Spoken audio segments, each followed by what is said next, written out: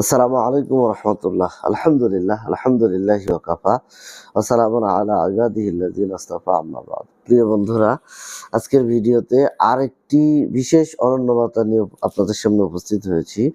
ভিডিওর বিষয়টি হচ্ছে আল্লাহর বাণী পৌঁছাতে ভয় না করার আদেশ।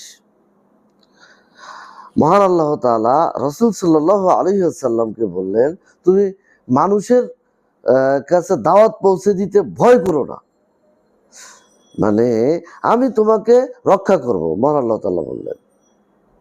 এই আয়াত শুধু ইতিহাস নয়, এই আয়াত আজও জীবিত।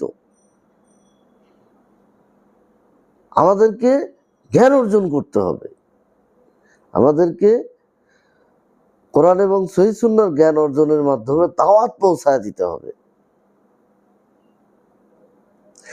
যে আল্লাহর পথে কথা বলে তাকে আল্লাহ তাআলাই আগলে রাখেন। আজ আমরা মানুষের মন্তব্যের ভয় পাই, কিন্তু আল্লাহর অসন্তুষ্টিকে ভয় করি না,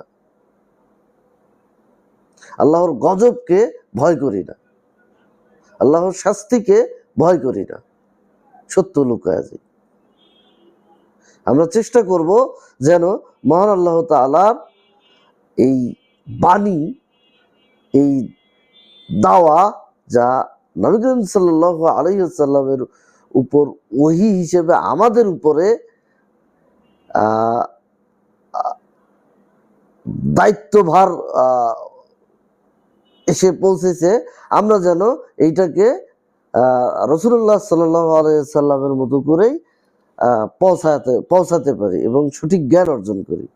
হে আল্লাহ, আপনি আমাদেরকে কবুল করুন, আমিন।